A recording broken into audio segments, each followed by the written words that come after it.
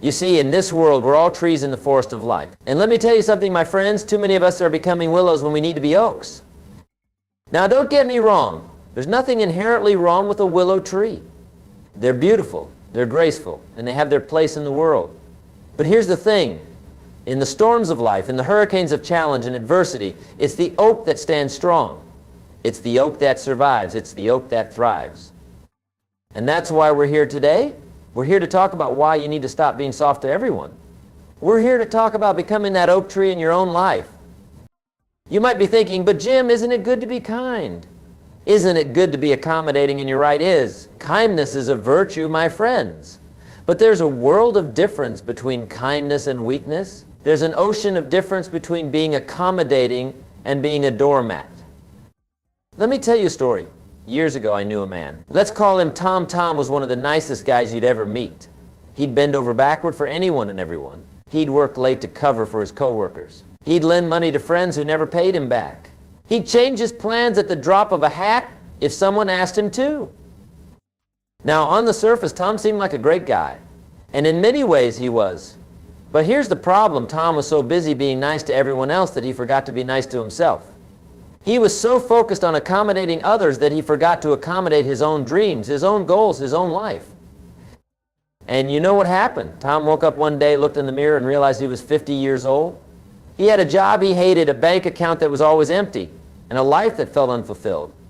All because he was too soft, too accommodating, too willing to put everyone else's needs before his own. Now, I'm not telling you this story to make you cynical. I'm not telling you to become selfish or unkind. But I am telling you this, if you don't learn to stand firm, if you don't learn to say no, if you don't learn to prioritize your own growth and your own truth, you're going to end up like Tom. And trust me, my friends, that's not a place you want to be. So today we're going to talk about how to stop being soft to everyone. We're going to talk about how to become that oak tree standing tall and strong in the forest of life. And we're going to do it in a way that doesn't compromise your integrity, your values, or your relationships. Are you ready? Are you ready to make a change? Are you ready to stop being the willow and start being the oak? If you are, then lean in. Because what I'm about to share with you could change your life. Let's start with the first principle. Know your worth. You see, at the root of being too soft, at the core of always saying yes when you should say no, is a fundamental misunderstanding of your own worth. Too many of us go through life thinking we need to earn the right to exist, to take up space, to have opinions, to pursue our dreams. But here's the truth, my friends. You were born worthy. You came into this world with inherent value. You don't need to earn the right to exist, to be respected, to pursue your goals. You already have that right. When you truly understand your worth, when you internalize this truth, it becomes much easier to stand firm. It becomes much easier to say no when you need to. It becomes much easier to prioritize your own growth and success. Now, I can almost hear some of you thinking, but Jim, isn't that selfish? Isn't that arrogant? I want you to listen closely to what I'm about to say next. Recognizing your own worth isn't selfish. It's necessary. It's not arrogant. It's accurate. Think about it this way. If you owned a Picasso painting, would you let people use it as a doormat? Of course not. You'd recognize its value. You'd protect it. You'd make sure it was treated with the respect it deserves. Well, guess what? You're far more valuable than any Picasso. You're a unique, one-of-a-kind masterpiece. There has never been anyone exactly like you in the history of the world, and there never will be again. So why on earth would you let people treat you like a doormat? Knowing your worth doesn't mean you look down on others. It doesn't mean you become arrogant or difficult to work with. It simply means you recognize your own value, and you expect others to do the same. So here's your first assignment. Every morning when you wake up, I want you to look in the mirror and say these words, I am worthy. I have value. I deserve respect. Say it until you believe it. Say it until it becomes as natural as breathing.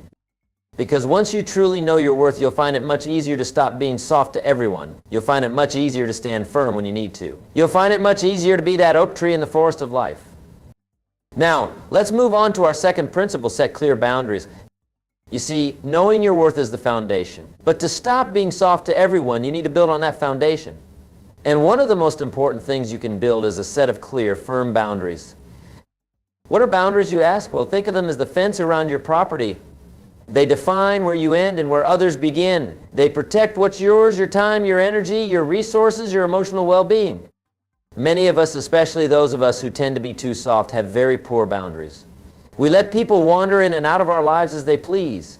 We let them make demands on our time and energy without considering the cost to ourselves. We let them treat us in ways that are disrespectful or harmful, all because we're afraid of conflict or being seen as mean. But here's the truth, my friends. Having strong boundaries isn't mean. It's healthy. It's necessary. It's an act of self-respect and self-love. Let me give you an example. Imagine you have a coworker who constantly dumps their work on you at the last minute. They're always in a crisis, always needing your help to meet their deadlines. And because you're a nice person, because you want to be helpful, you always say yes. You stay late, you work weekends, you sacrifice your own time and energy to bail them out. Now, on the surface, this might seem kind. But let's look a little deeper. By always saying yes by not having clear boundaries, what are you really doing? You're enabling their poor planning? You're sacrificing your own work-life balance. You're teaching them that it's okay to take advantage of you. So what would setting a boundary look like in this situation? It might be as simple as saying, I'm sorry, but I can't take on any additional work right now. I need to focus on my own projects, or it might be I'd be happy to help, but I need at least 48 hours notice for any additional tasks. See the difference? You're not being unkind. You're not refusing to ever help. You're simply setting a clear boundary that protects your time and energy. Now, here's the thing about boundaries. They only work if you enforce them consistently. It's not enough to set a boundary once and expect everyone to respect it forever. You need to be prepared to reinforce your boundaries every time they're tested. And yes, my friends, they will be tested. When you first start setting boundaries, especially if you've been very soft in the past, people might push back. They might get upset. They might try to make you feel guilty. But remember this, other people's reactions to your boundaries are not your responsibility. Your responsibility is to set and maintain healthy boundaries for yourself. So here's your second assignment. Identify one area of your life where you need stronger boundaries. Maybe it's at work. Maybe it's in your personal relationships. Maybe it's with your time or your money. Whatever it is, I want you to define a clear boundary and start enforcing it consistently. It might feel uncomfortable at first. You might feel guilty. You might worry that people won't like you anymore. But trust me on this, the people who truly care about you, the people who truly respect you, will adjust. And you'll find that as you become better at setting and maintaining boundaries, your relationships will actually improve. Because you'll be showing up as your authentic self, not as a doormat. Now let's move on to our third principle, learn to say no. You know, it's amazing how much trouble one little word can cause. For many of us, especially those of us who tend to be too soft, no feels like a 4-letter word. We avoid it like the plague. We twist ourselves into pretzels trying to find ways to say yes, even when we know we should say no. But here's the thing, my friends, no is not a dirty word. No is not an insult. No is not unkind. No is a complete sentence, and it's one of the most powerful tools you have for taking control of your life. Think about it this way. Every time you say yes to something, you're saying no to something else. Every time you agree to take on a new project at work, you're saying no to time with your family. Every time you agree to help a friend move on your day off, you're saying no to rest and relaxation. Now, sometimes those trade-offs are worth it. Sometimes saying yes to one thing and no to another is the right choice. But too often, especially when we're too soft, we say yes without even considering the cost. We say yes out of habit, out of fear, out of a misguided sense of obligation. Let me tell you a story. I once knew a woman, let's call her Sarah. Sarah was a yes person. She said yes to everything. Yes to extra projects at work. Yes to volunteering at her kids' school. Yes to hosting dinner parties. Yes to helping her neighbors. Yes, yes, yes. And you know what?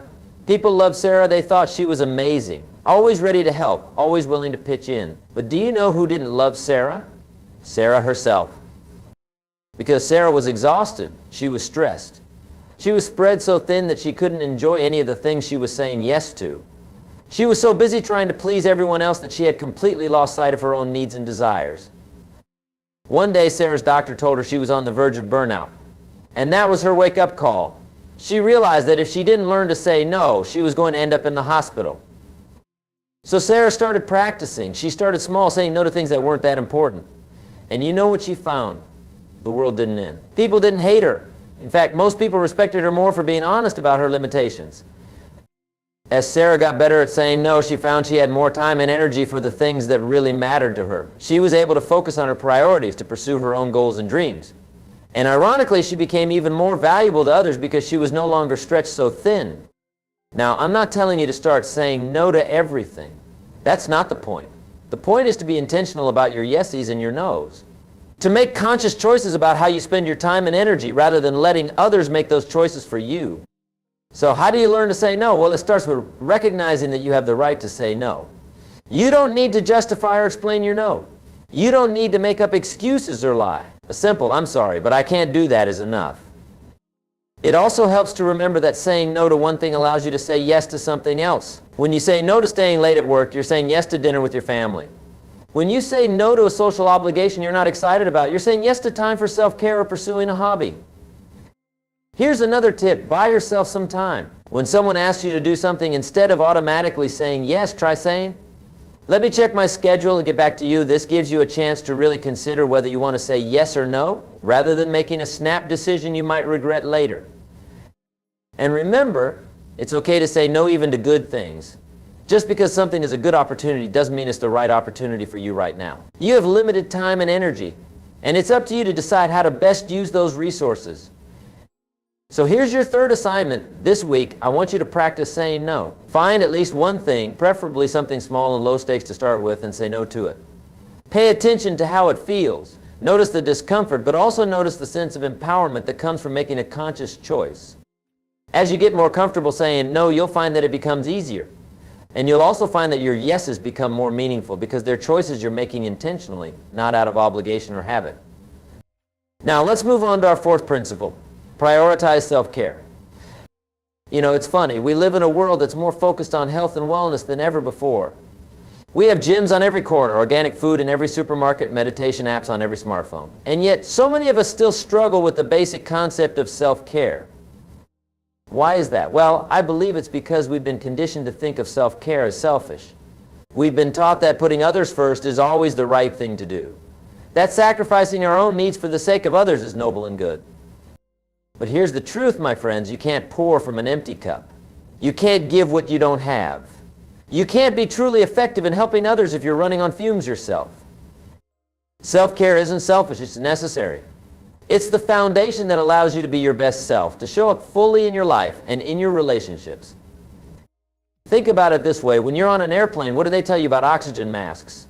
They tell you to put your own mask on first before helping others. Why? Because if you pass out from lack of oxygen, you can't help anyone else.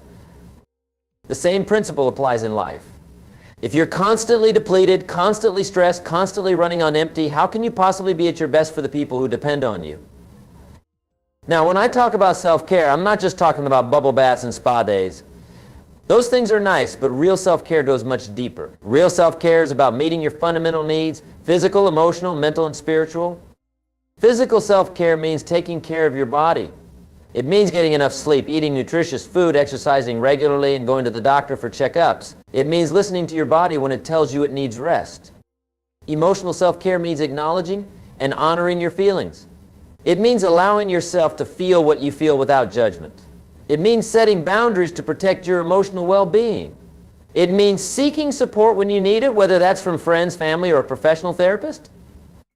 Mental self-care means stimulating your mind and giving it the rest it needs. It means learning new things, engaging in activities that challenge you intellectually.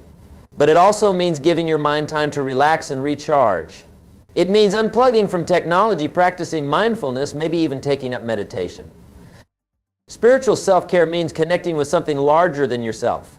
For some people, this might mean organized religion. For others, it might mean spending time in nature, practicing gratitude, or engaging in meaningful volunteer work. The specifics of what self-care looks like will be different for everyone. What matters is that you find what works for you and make it a non-negotiable part of your life. Now, I can almost hear some of you thinking, but Jim, I don't have time for self-care. I'm too busy taking care of everyone else, and to that, I say you don't have time not to practice self-care. Because here's the thing, when you neglect self-care, you might be able to push through for a while. You might be able to keep going on sheer willpower, but eventually it catches up with you. Your health suffers. Your relationships suffer. Your work suffers. Everything suffers. On the other hand, when you prioritize self-care, you become more resilient. You have more energy. You're more creative. You're more patient. You're more present. In short, you become a better version of yourself. And that better version of you is able to contribute more, to give more, to achieve more.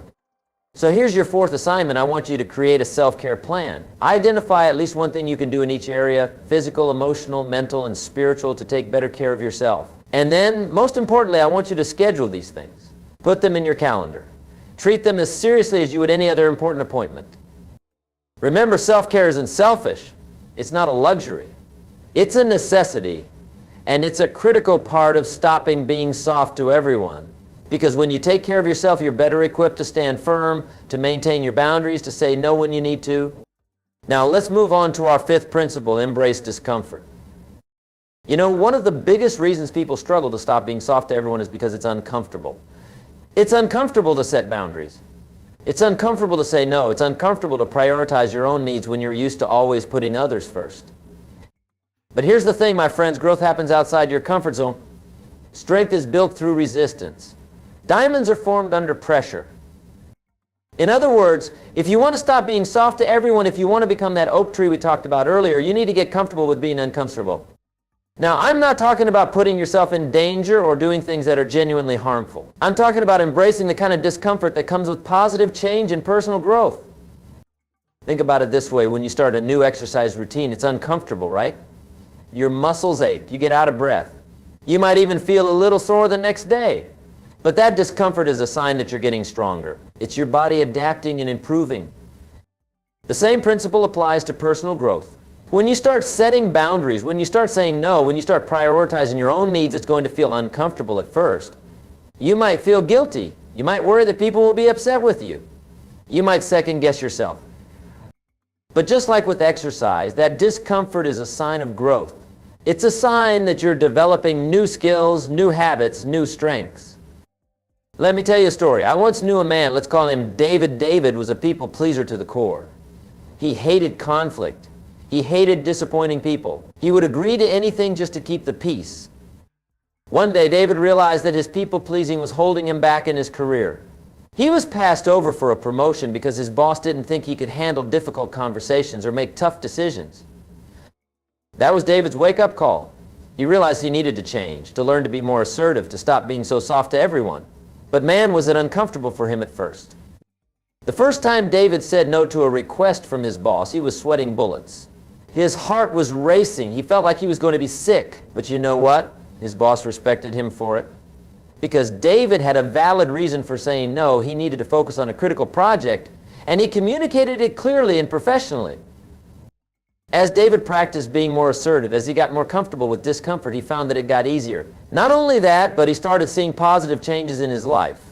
His relationships improved because they were based on honesty rather than people-pleasing. His work improved because he was able to focus on his priorities. His stress levels went down because he wasn't constantly overcommitting himself.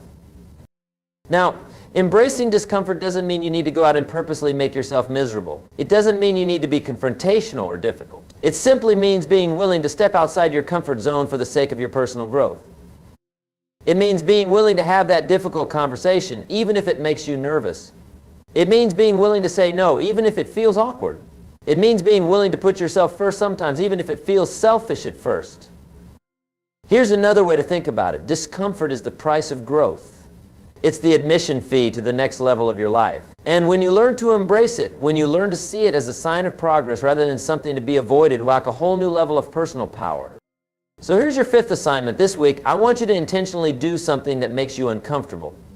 Maybe it's speaking up in a meeting when you usually stay quiet.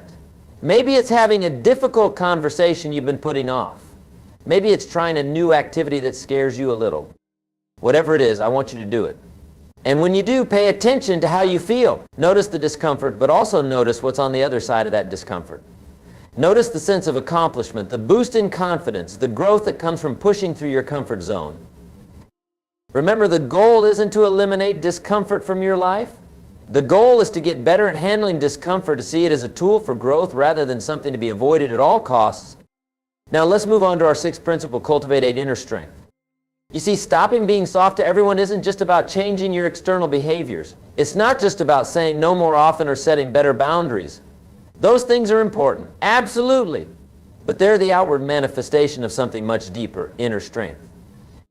Inner strength is that core of resilience within you. It's the foundation that allows you to stand firm in the face of pressure. It's the well you draw from when times get tough.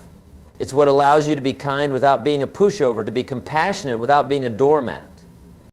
Now here's the good news. Inner strength is not something you're born with or without. It's something you can develop. It's a muscle you can strengthen. And just like building physical strength, building inner strength takes consistent effort and practice. So how do you cultivate inner strength? Well, there are several ways, but I want to focus on 3 key strategies: self-reflection, positive self-talk, and developing a growth mindset. Let's start with self-reflection. You see, inner strength comes from knowing yourself, really knowing yourself. Your values, your priorities, your strengths, your strictnesses. When you have a clear understanding of who you are and what you stand for, it becomes much easier to stand firm in the face of external pressures. Take some time each day for self-reflection. It could be through journaling, meditation, or simply quiet contemplation. Ask yourself tough questions. What do I truly value? What are my non-negotiables? What am I willing to stand up for no matter what? The clearer you are about these things, the stronger your foundation becomes. Next, let's talk about positive self-talk. You know, we all have that inner voice, that running commentary in our heads. And for many of us, especially those of us who tend to be too soft, that inner voice can be pretty critical. You're being selfish, it might say, when you try to set a boundary. People won't like you if you say no, it might warn, when you're trying to protect your time and energy. Part of cultivating inner strength is learning to challenge and change that negative self-talk. It's about becoming your own biggest cheerleader, your own strongest advocate. When that critical voice pipes up, counter it with positive affirmations. I have the right to set healthy boundaries, you might tell yourself. I am worthy of respect, you might remind yourself when you're tempted to let someone walk all over you. It might feel awkward or even silly at first, but I promise you, the more you practice positive self-talk, the more natural it becomes. And the more you do it, the stronger you'll feel inside. Finally, let's talk about developing a growth mindset. You see, people with a fixed mindset believe their qualities are set in stone. They might think, I'm just a soft person. That's who I am. I can't change. But people with a growth mindset understand that they can develop and improve their qualities through effort and practice. They see challenges as opportunities to grow, not as threats to their identity. Developing a growth mindset is crucial for building inner strength. It allows you to see setbacks as learning opportunities. It helps you persist in the face of difficulties. It gives you the courage to try new things and step outside your comfort zone. So how do you develop a growth mindset? Start by becoming aware of your self-talk. When you face a challenge, do you tell yourself, I can't do this, or do you say, I can't do this yet, but I can learn? Practice reframing difficulties as opportunities for growth.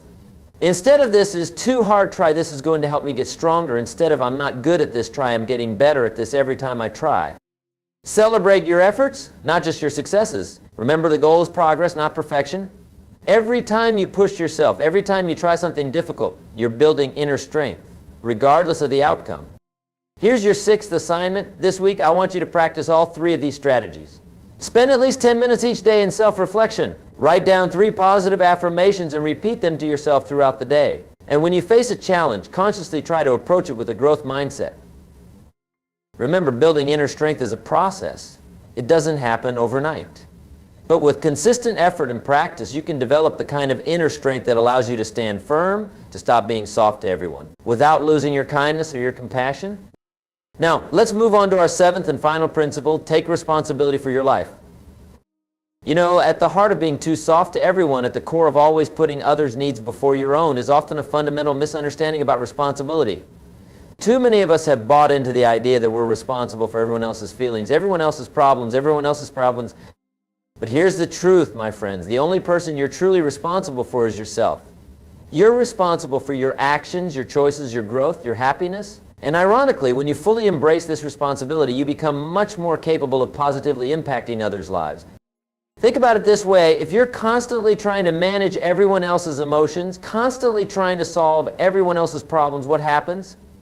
You become drained, you become resentful. You lose sight of your own goals and dreams. And ultimately, you're not really helping anyone because you're teaching them to depend on you rather than developing their own strength and resilience. On the other hand, when you take full responsibility for your own life, when you focus on being the best version of yourself, you naturally become a positive influence on those around you. You lead by example. You inspire others to take responsibility for their own lives. Now, taking responsibility for your life doesn't mean you never help others. It doesn't mean you become selfish or uncaring. It simply means you understand where your responsibilities begin and end.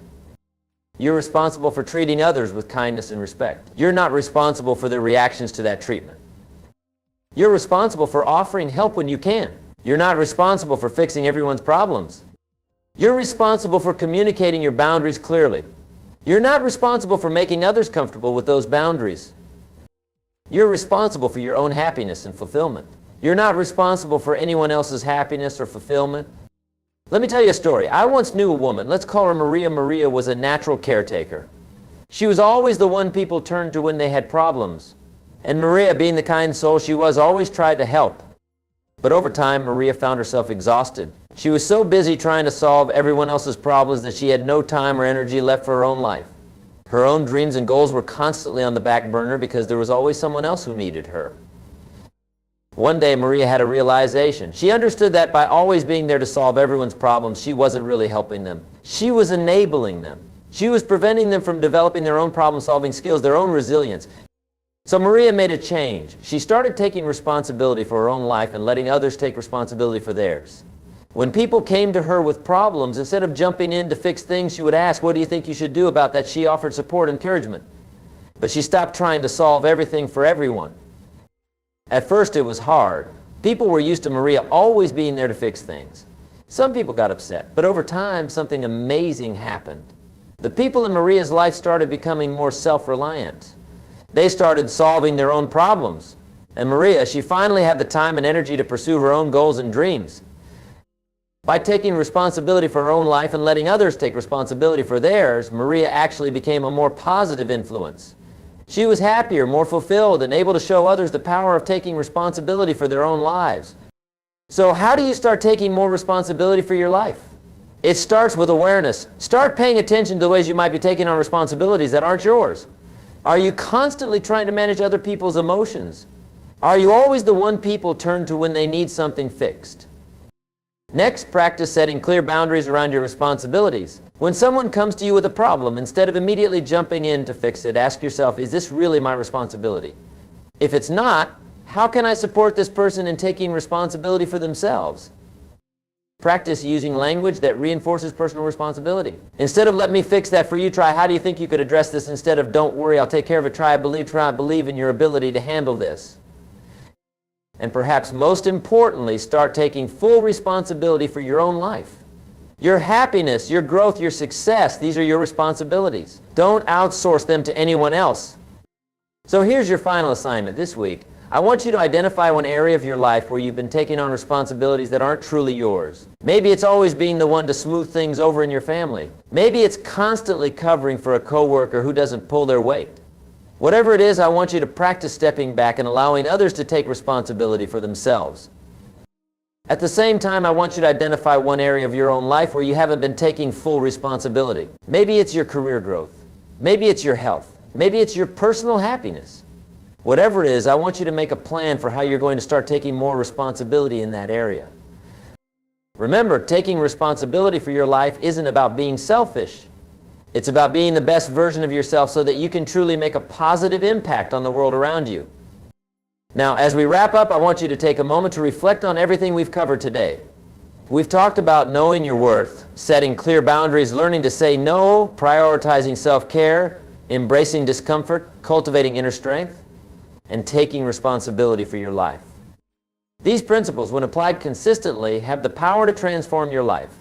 They can help you stop being soft to everyone without losing your kindness or your compassion. They can help you become that oak tree we talked about at the beginning, strong, resilient, able to weather any storm. But here's the thing, my friends, knowledge isn't power. Applied knowledge is power. It's not enough to just hear these principles. It's not enough to nod your head and think, that sounds good. If you want to see real change in your life, you need to apply these principles consistently, day in and day out. Will it be easy? No. Will there be times when you slip back into old habits? Probably. But remember what we said about embracing discomfort. Remember what we said about having a growth mindset. Every challenge is an opportunity to grow stronger. So I challenge you, don't let this be just another motivational speech that makes you feel good for a moment, but doesn't lead to lasting change. Take what you've learned today and apply it in your life. Start small if you need to, but start. And keep going even when it's hard, even when it's uncomfortable. Because here's the truth, you have greatness within you. You have the power to shape your life, to stand firm in your values, to pursue your dreams. But that power only becomes real when you choose to use it. So choose, my friends. Choose to know your worth. Choose to set clear boundaries. Choose to say no when you need to. Choose to prioritize self-care. Choose to embrace discomfort. Choose to cultivate inner strength. Choose to take responsibility for your life. Choose to stop being soft to everyone and start being strong for yourself. Because when you do, when you make that choice and stick to it, you'll find that you're not just changing your own life.